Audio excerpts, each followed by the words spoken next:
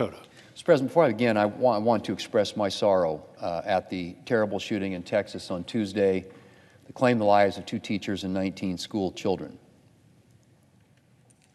Like a lot of Americans, I cannot imagine the anguish these children's parents are facing right now as they grieve for sons and daughters whom they will never again drive to school or welcome home at the end of the day.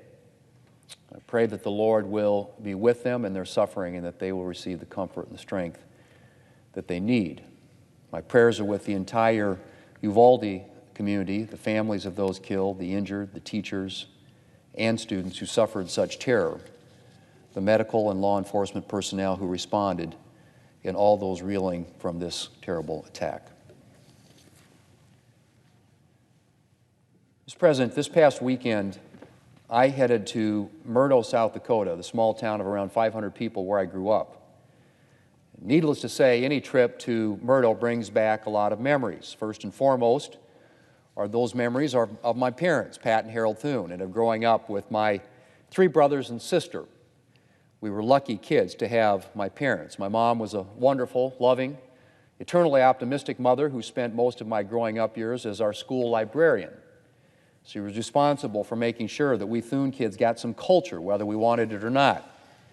She was the one who made sure we got an introduction to music and learned how to play the piano.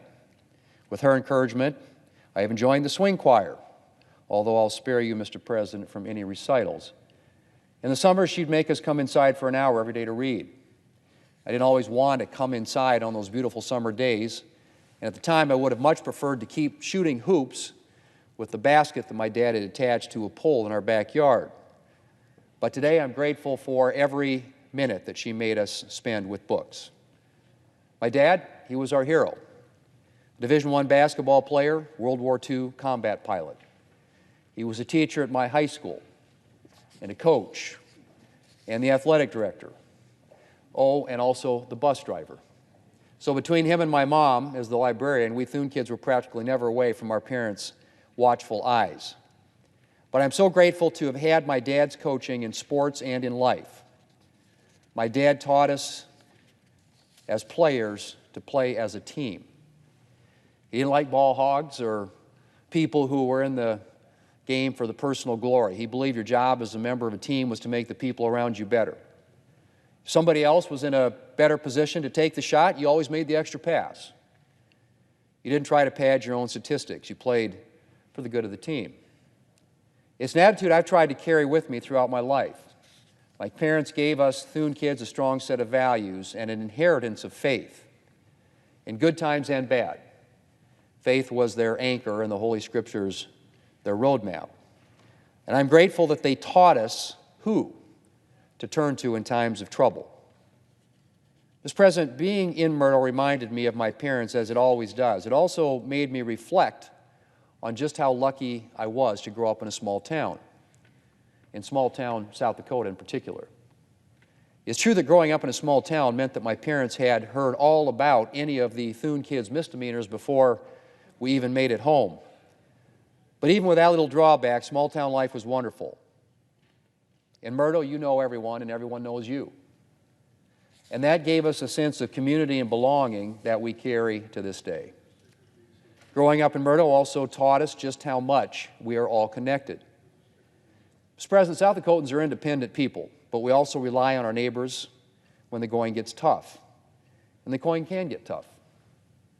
But in Myrtle, we knew that if a roof collapsed under the weight of snow or a windstorm came through and wiped out a barn, or we lost a friend or family member, the whole community would rally around to help. Small-town life has a beautiful simplicity. On summer nights, my dad would take us to get ice cream cones, and then we'd drive down to the White River. We'd roll down the windows and feel the breeze and watch the sun drop below the horizon. No staring at iPhones or checking likes on social media. Those were idyllic evenings. And moments like those kept us connected to what really mattered: our family, our community, the land. Mr. President, the values I saw reflected growing up in Myrtle are reflected in towns all across our state. In Myrtle, I learned the character of South Dakotans, the work ethic, the commitment to freedom, coupled with a belief in personal responsibility.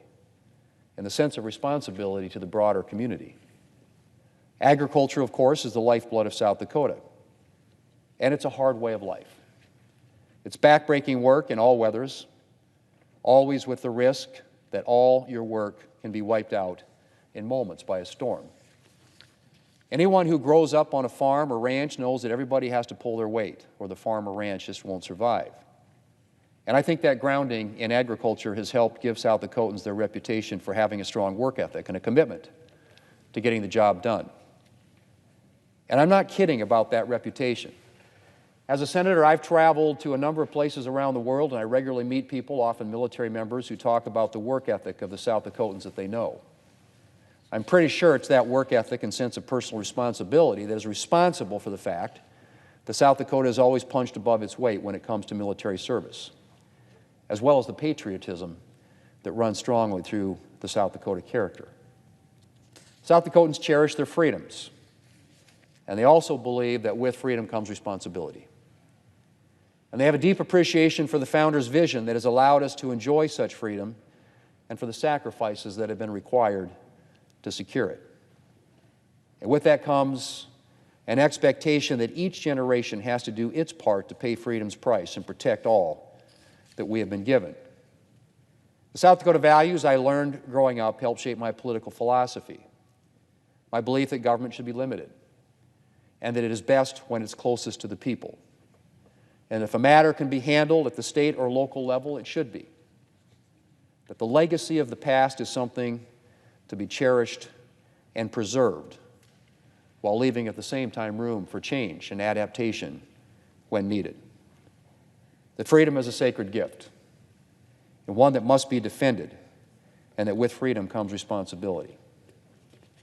And finally, that while government is necessary, government is not where we should look for salvation. Mr. President, the legacy of growing up in South Dakota is a precious one.